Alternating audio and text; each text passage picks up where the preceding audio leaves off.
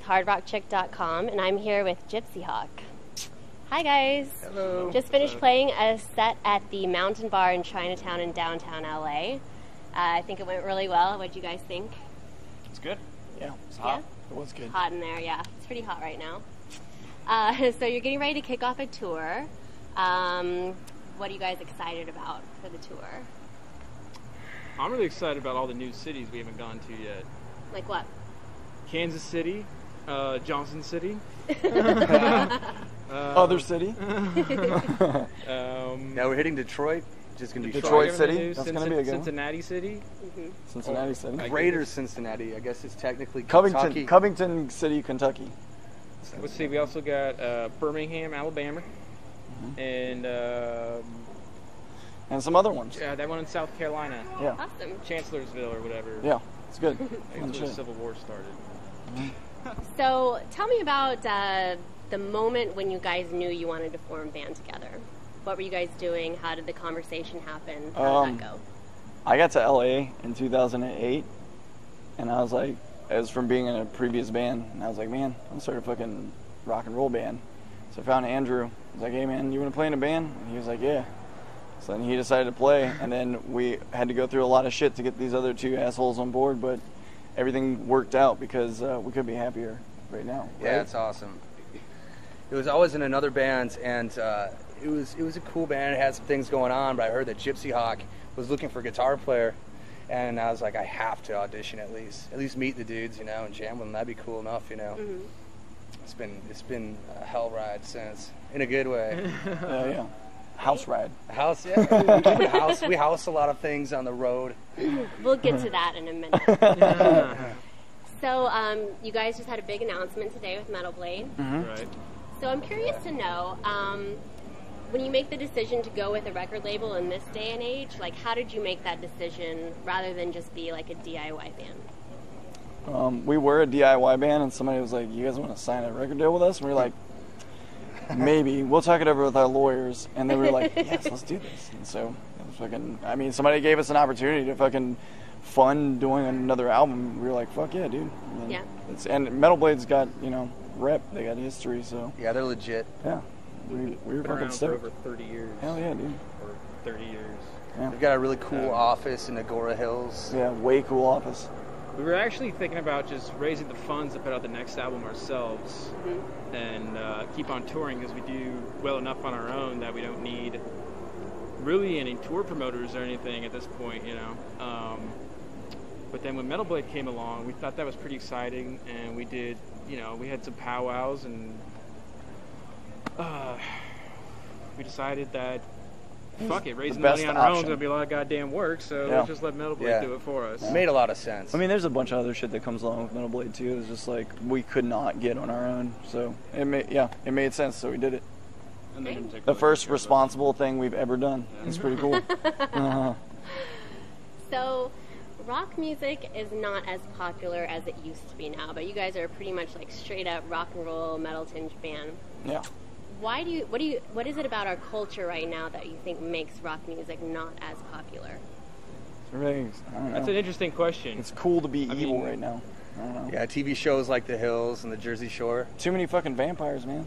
That's what's going on. That's You're not the a problem. vampire rock band? No. What? You know, I mean, like that's the whole thing about right now. Vampires. People. It's always been that way, though. Even though when I was in high school and metal was still a lot more popular, and you'd see a lot of big arena shows with Megadeth and Priest and whoever, Suicidal Tendencies, and they were very well attended, right? But still, it was like the metal dudes are like the stoners and the burnouts, and by far the minority. It's always been that way, and I don't think it'll ever change. Metal goes through a lot of phases too, or like certain genres of it are really exciting at a time, and you know, most of us came from old metal bands, and when we first got together, we're like, yeah, we're gonna start a fucking metal band, and then we thought, fuck it, everyone's doing it. Let's do rock and roll. Rock and roll's never gonna die. It's fun. It's fucking fun. Dudes bang their heads and chicks shake their asses, and we thought we'd. I've seen you shake your ass to Rat. We almost got you. That's for another time. So, what do you think it means to be a rock star nowadays? Like, I don't think there are rock stars unless they were rock stars from years ago, like decades to 2 decades. What is Rockstar? Rockstar is being rich as a motherfucker and like having tour buses and all that crap. Well, you have the wrong people. Yeah. Isn't that movie? There's 4 with broke Mark ass Wahlberg dudes. in it? Yeah. Yeah, that's it. That's That's what what being a rock star is. It looks like it sucks. I've never, boring I've never and done poorly any shit written. like that. So, okay. So you're working on new material right now, and you played some new songs tonight for the first time ever, right? Yes. Yeah. Can you tell me a little bit about kind of the philosophy behind the new songs, or anything about them you'd like to share with us? Well, obviously we are a dork-inspired band. Shit like Fantasy, A Song by Some Fire, Dune, books like that, like have always been a big influence to me. So obviously writing lyrically, I'm not deep enough to be like, let's really just get in the meaning of life. It's just kind of like, these are cool stories about dragons and swords and shit like that. So I figure, you're playing rock and roll with some throwback metal to it. Why not? I mean, fucking Dio, man. I mean, that guy was the master of that shit. Nerds is metal. So a lot of that comes from, I guess, influences from fantasy and. I heard there was some Game of Thrones. Or, Yeah, the Game of Thrones. Yeah, George R. R. Martin's. We all have big hard-ons for that shit. Yeah, that's a huge deal for us. He keeps us excited on the road, just waiting for the next book. But in addition to that, just the other new songs that are not so much about Game of Thrones, are just just about regular shit, partying, living, working. And as far as the music goes, on the last album, we did a lot of experimenting. We're still trying to figure out what we wanted to do, and we were like, we're gonna be mostly guitar-driven band, so we had like 15-minute long instrumental sections that were just guitars wanking and harmonizing just to do it. And this time, I think we were trying to go for something more, more thought out and better song condensed and more songier instead of look at all the scales we can do. Yeah. So you'll be doing this tour, and then you go into the studio when you get back? No. We'll be doing this tour, and then we have to write more songs. Then I think projected time to go into the studio is the beginning of next year. Maybe January, but, I mean, that's wishful thinking. That's what we're hoping for. We'll see where we get.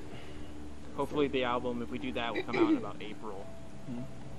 So you're getting ready to leave tomorrow. What's the number one thing you have to have on the road with you that you've packed? Or are you going to pack baby in the wipes morning? and powder. Baby wipes. Yeah. Yes. Super important. Very important.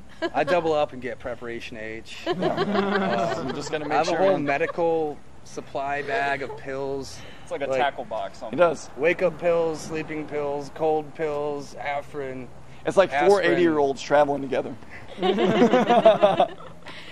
Okay, now I want to get to the nicknames. All How right. did you get your nicknames, you two?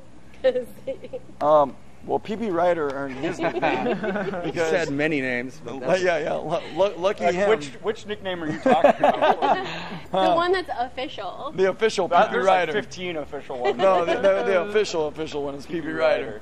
Ryder. We were listening. I think we were like high in a McDonald's parking lot, just like eating food and just taking a break from. I think the only day that we had off in one of the last tours, or one of the only days, and I was taking a piss in McDonald's, and I was laughing about how funny it was that, the Jimi Hendrix song Easy Rider, which is super rad.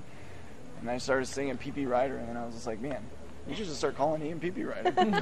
And I'm pretty sure he didn't. I was like, what the fuck is this about? But it stuck, Yeah, You I don't think choose great. your nicknames, honey. It's a cute little name for a cute little guy, right? I think that night Eric announced him to the crowd, introduced him, Guys, P.P. Ryder. No longer shall he be in brown.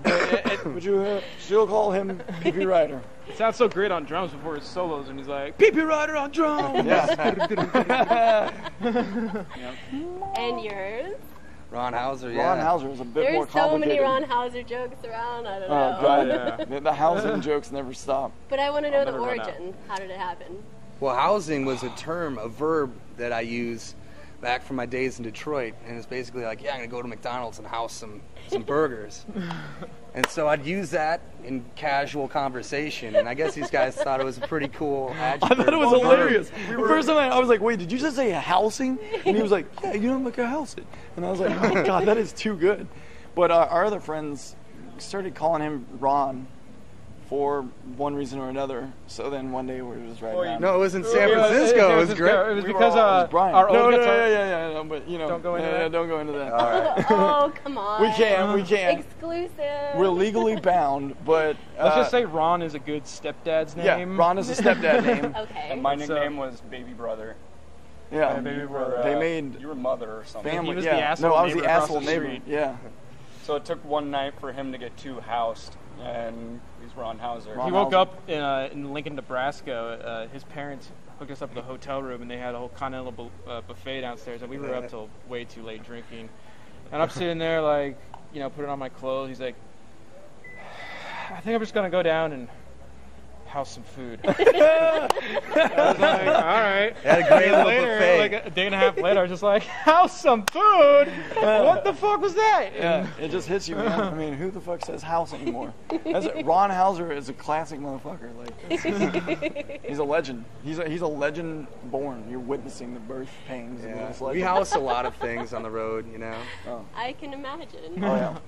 Well, thanks for your time, and I wish you luck out there. Well, thank and you. be safe on the road. And Thank you. Thank you. Right on. Go see Gypsyhawk. That's all.